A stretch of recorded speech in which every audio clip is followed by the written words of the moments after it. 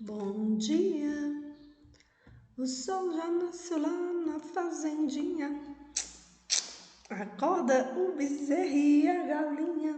Tchurutut. Eita, meu povo, tudo bom? Nós vamos estudar o mundo após a Segunda Guerra Mundial. Mas hoje vocês vão ter o privilégio de assistir minha aula com o cara. Esse cara é seu Zé Teles, né? Tia trouxe ele porque eu não gosto de ficar só, né? Eu tava na escola, ele tava dando bobeira ali, sequestrei seus Teles e botei lá aqui pra assistir a aula, e ele vai ficar anotando o nome, viu, Newton, de quem tá dando trabalho. Porque Newton não existe, ó. Newton e Ian, Jesus. No dia que eu fui lá visitar vocês, era pra me ter ido com água benta. Aí era eu só aplicando em vocês e o saindo, demônio. Eita, pra dar trabalho, Jesus. Ai, eu tô com frio. Vocês estão com frio? É a Guerra Fria. Nós vamos estudar o mundo após a Segunda Guerra Mundial. E uma das principais coisas que vocês precisam saber é que o mundo após a Segunda Guerra Mundial, ele vai ficar bipolar. Bipolar não é uma pessoa tipo... Deixa eu procurar uma pessoa bem normal. Fernanda, né? Bipolar não é Fernanda que uma hora tá triste, uma hora tá alegre, não. Bipolar é quando o mundo vai ficar dividido entre o capitalismo e o socialismo, certo? Então, vocês não podem esquecer jamais. Após a Segunda Guerra Mundial, o mundo fica bipolar. Só lembrar de Fernanda, né, que é bipolar, fica dividido entre o capitalismo e o socialismo. Só que aí eu peguei umas questõezinhas do Enem e, nossa, eu já ensinei tanto macete a vocês que vocês tinham que aprender.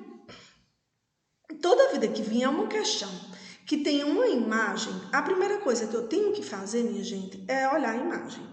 Se a gente olhar a imagem aqui, nós estamos vendo o Capitão América dando uma porrada, o que eu morro de vontade de fazer com o Newton, mas não posso, mentira. Então dá um beijinho em você. Dando uma berrada num cara. Se você olhar direitinho pelo bigode e pela suástica aqui no braço, é Hitler. Toda vida que fala em Hitler, a gente lembra de quem? Segunda Guerra Mundial. Então só na imagem, cara, eu já achei a alternativa, viu? Preste atenção. Com sua entrada no universo dos gibis, o Capitão América chegaria para apaziguar a agonia, o autoritarismo militar e combater a tirania. Claro que, em tempos de guerra, um gibi de um herói com uma bandeira americana no peito, aplicando um supapo no Fury, né, só poderia ganhar destaque e o sucesso não demoraria a chegar. A capa da primeira edição norte-americana da revista do Capitão América demonstra sua associação com a participação dos Estados Unidos na luta contra... Cara, se você olhar, onde é que tem aqui? Segunda Guerra Mundial. Letra B.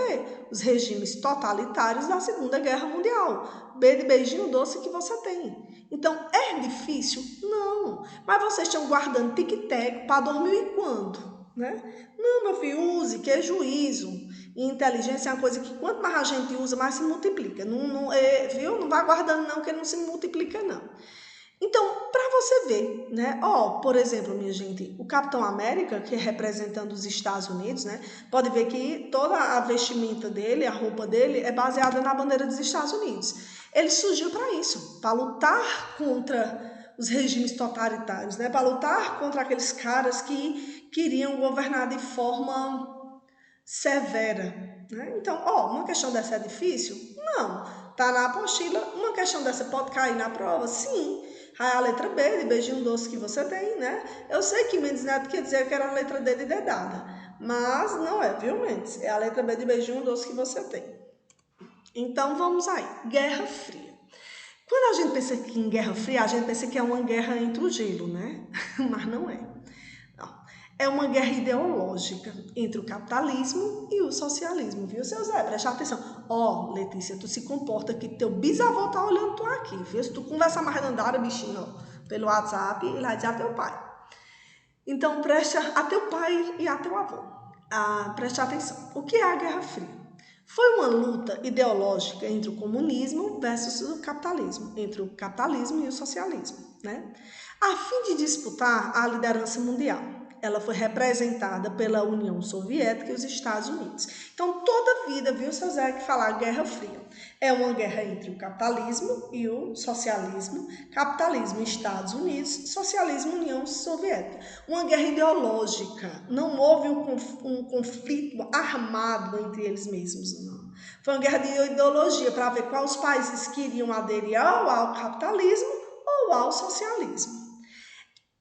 Esta conflagração teve início após a Segunda Guerra Mundial, de 1939 a 1945, e ficou assim conhecida porque ambos os países nunca se enfrentaram diretamente no conflito em seus territórios.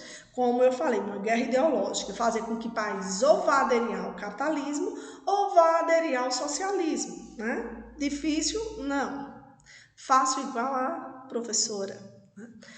Ao final das negociações entre os vencedores da Segunda Guerra Mundial, a Europa ficou dividida em duas partes. Estas correspondiam ao limite do avanço de tropas soviéticas e americanas durante a Segunda Guerra Mundial. A parte oriental, ocupada pelos soviéticos, tornou-se área de influência da União Soviética.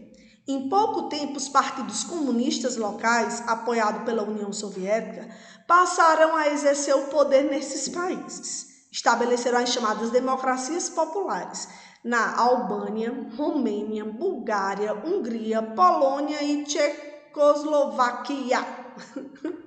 Somente a Iugoslávia estabeleceu um regime socialista independente da União Soviética. A parte ocidental, ocupada por tropas inglesas e norte-americanas, ficou sob a influência dos Estados Unidos. Nessa região, consolidavam-se democracias liberais, com exceção das ditaduras na Espanha e em Portugal. As duas superpotências buscavam ampliar suas áreas de influência no mundo, intervindo direto ou indiretamente nos assuntos internos dos diferentes países. Eu preciso saber, toda vida que falar Guerra Fria, né, Zé? Nós estamos falando sobre capitalismo, socialismo, Estados Unidos, União Soviética, não é? Eles queriam que países aderissem a essa ideologia e que os apoiassem. Então, cara, é igual como é que eu posso falar? Um político. Ele vai ter que fazer propaganda. A propaganda é a alma do negócio. Então, nós vamos olhar aí que eles vão fazer planos econômicos e militares para que os países fiquem do seu lado. É uma troca de favor, não é? Só que tem um termo muito usado e vocês precisam saber e não pode esquecer mais nunca na vida, que é a cortina de ferro. Toda vida que falar o termo cortina de ferro, gente, era uma linha imaginária, ela não existiu mesmo, certo? Era uma divisão geopolítica entre o capitalismo e o socialismo, certo? Cortina de ferro, questãozinha de prova na certa, na prova, agora vocês são chiques, é P1, P2, P3, não é PUM1, PUM2 não, viu? Esse assunto é da P3, né? Beber água para poder acalmar o juiz. Então, preste atenção, Guilherme. O que foi a cortina de ferro? Lembra, uma linha imaginária. Ela não existiu realmente. No dia 5 de março de 1946, o primeiro-ministro britânico Winston Churchill proferiu um famoso discurso em Fort, no Missouri, Estados Unidos, em que usou a expressão Iron Curtain, ou cortina de ferro. O termo foi usado para definir a divisão da Europa em duas partes, oriental e ocidental. Enquanto a primeira estava sob o controle da União Soviética, a segunda era zona de influência dos Estados Unidos. O período relacionado a essa divisão política e econômica é chamado de Guerra Fria. Olha como é que é fácil, cortina de ferro. Era uma linha imaginária, certo, que só existia na imaginação, não é igual ao Muro de Berlim, porque o Muro de Berlim foi um muro concreto, ele existiu mesmo. Essa cortina não, era só uma linha imaginária, onde dividia a Europa entre o capitalismo e o socialismo. Toda vida que falar Oriente, socialismo, Ocidente, capitalismo, é difícil? Não, meu filho, aí eu vou ter que ensinar, voltar lá para a geografia, quando eu ensinava os pontos cardeais a vocês, né? É um negócio difícil, mas é fácil. Cortina de ferro, uma linha imaginária que fazia a divisão geopolítica entre o capitalismo e o socialismo, aonde? Na Europa. Principalmente fazendo a divisão das partes europeias. O lado oriental tinha influência socialista e o lado ocidental tinha influência capitalista. Fácil, não é? Trouxe mais uma questão. Hoje eu tô tão assim, tão questionário, né? De Enem fácil também. Ó, do ponto de vista geopolítico, já vou lembrar, geopolítico, divisão política, né? A Guerra Fria dividiu a Europa em dois blocos. Não é o bloco do cabeção, não, viu? Essa divisão propiciou a formação de alianças antagônicas de caráter militar, como a OTAN, que aglutinava os países do bloco ocidental, e o Pacto de Varsóvia, que concentrava os do bloco oriental.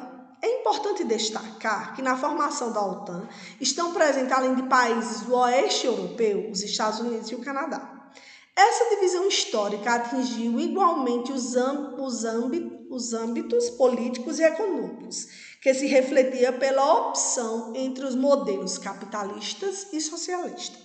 Essa divisão europeia ficou conhecida como essa divisão geopolítica da Europa entre capitalismo e socialismo. É que alternativa? De novo, né? Letra B, Muro de Berlim? Não, a letra A de amor, cortina de ferro, uma linha imaginária que dividia a Europa entre capitalismo e socialismo, né? Olha como é fácil.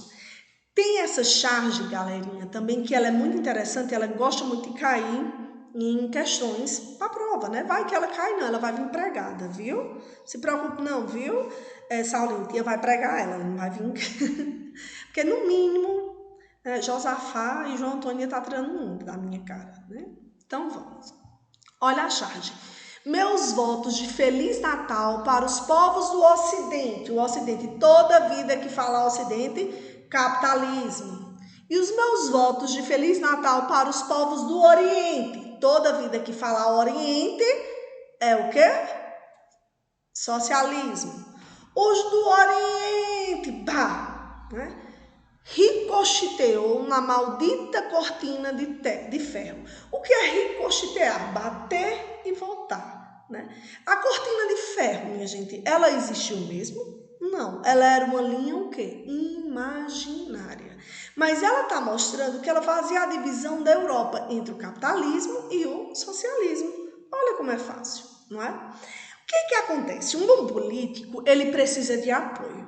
E para ele ter o apoio, ele precisa de planos, não é? Então, tanto o socialismo como o capitalismo, eles vão criar dois tipos de plano.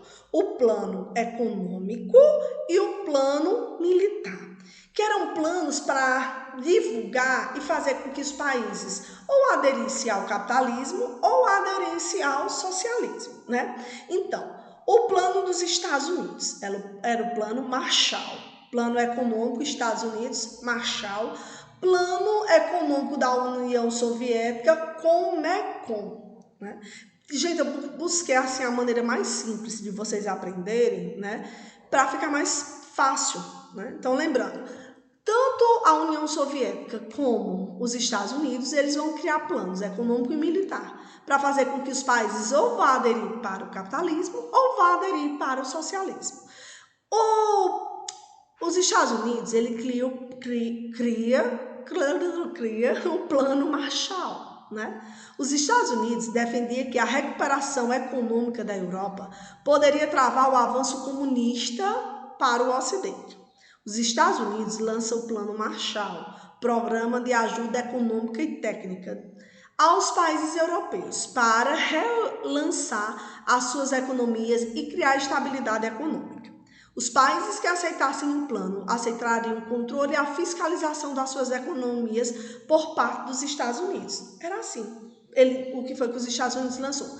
Nós vamos fazer empréstimos de dinheiro, porque a gente sabe que a Europa ficou devastada após a Segunda Guerra Mundial, né, Zé? Nós vamos fazer um empréstimo de dinheiro para vocês. Só que uma coisa, vocês vão ficar do nosso lado. do lado capitalista. Quando? Porque a gente sabe que a União Soviética e os Estados Unidos parecem dois irmãos brigando, né? Que irmão briga mesmo, não tem por onde não. Então, como os Estados Unidos lançou um plano econômico, né? A União Soviética vai, vou lançar também meu plano econômico para que, né, também consiga ter países na Europa do meu lado. A União Soviética lança o Comecon, né? A União Soviética respondeu com a criação do Comecon, começando a toda hora dar soluço. O Comecon coordenava as economias dos países de leste através da ajuda financeira da União Soviética aos seus aliados. Os países que aceitaram a ajuda econômica da União Soviética ficaram sobre a sua esfera política, não é? Olha, preste atenção, os países que aceitavam a aliança dos Estados Unidos e os países que aceitavam a aliança econômica da União Soviética tinham que ficar do lado deles, capitalismo e socialismo. Então, é fácil, plano econômico, Estados Unidos, plano Marshall, União Soviética, Comecon. É quando os dois davam dinheiro aos países europeus para eles se reconstruírem após a guerra, mas eles tinham que ficar do lado ou do capitalismo ou do socialismo. E uma curiosidade, sempre que falar Europa, lembrar que o leste europeu era socialista, certo? Olha o plano militar, vai ser a OTAN versus o Pacto de Varsóvia. A OTAN, né, que faz parte dos Estados Unidos, viu? Organização do Tratado do Atlântico Norte, aliança militar de ajuda mútua em caso de agressão militar. Eles começaram a se equipar, porque a gente sabe, Guerra Fria, mas por detrás dos panos todo mundo investia na indústria. Nós vamos ver que a Guerra Fria ela tem duas principais características: a corrida armamentista e a corrida espacial. Não é? Então, eles vão investir em tecnologia. Então, a OTAN era o plano militar dos Estados Unidos. Né? Nós vamos nos unir, os países que aderiram ao capitalismo. Caso a União Soviética venha invadir a gente, nós estamos unidos e estamos armados. Aí não é do jeito que o capitalismo fazia, o socialismo fazia do mesmo jeito. Não é? O socialismo vai criar o Pacto de Varsóvia, que era resposta soviética que visava a segurança do bloco comunista. Nós vamos também nos unir, os países comunistas, socialistas, que caso o capitalismo venha atacar, nós vamos também poder se defender. Então, olha como é fácil. Quais são os planos? O plano econômico e militar dos Estados Unidos é o plano Marshall e a OTAN. O plano econômico e militar da União Soviética, Comecon e o Pacto de Varsóvia. Eu preciso saber como é que eu posso falar? A que ideologia ele aderiu, só. E qual é o plano econômico e qual é o plano militar? Isso é difícil? Não, estuda o texto. Como eu falei, duas principais características da Guerra Fria: corrida armamentista e a corrida espacial. Né?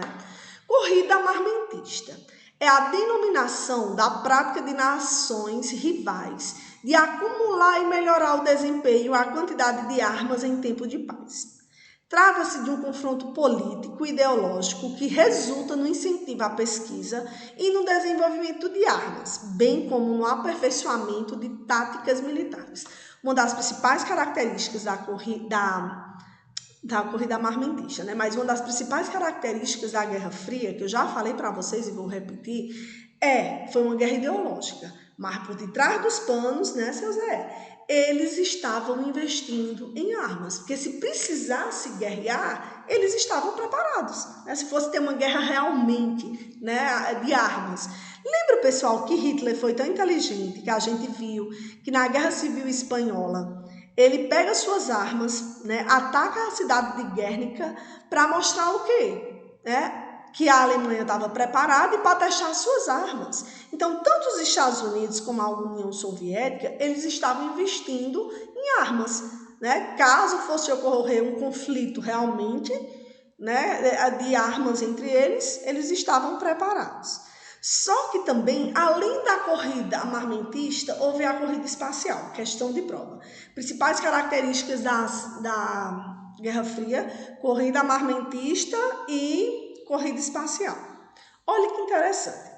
Esta consistia no desenvolvimento de veículos que fossem capazes de sobrevoar a órbita terrestre e, quem sabe, ir mais além ao espaço. Igualmente, se pensou em construir um escudo que protegesse cada nação dos mísseis dos países inimigos. Para os estudos e desenvolvimento tecnológicos, os governos dos dois países recrutaram os melhores cientistas e engenheiros da Alemanha, que se encontravam desempregados após o conflito de 1939 a 1945. Embora os dois países tivessem a mesma capacidade técnica e operacional, foram os soviéticos os primeiros a colocarem um satélite em órbita. Eles queriam um mostrar para o outro, né, igual os irmãos que estão brigando para chamar a atenção do pai. Quer água, seu Zé? Quer não, seu Zé está só prestando atenção porque ele vai tirar nota 10. Eles queriam mostrar, né, ao mundo quem era que tinha mais tecnologia. E quem começa nessa corrida armamentista é a União Soviética, que lança o primeiro satélite. Os Estados Unidos ficam loucos. Epa, nós vamos ter que investir. A União Soviética, além, galerinha, de lançar o primeiro satélite, eles conseguem mandar, né, um animal, a cachorrinha, se eu não me engano, o nome dela era Laika, para o espaço.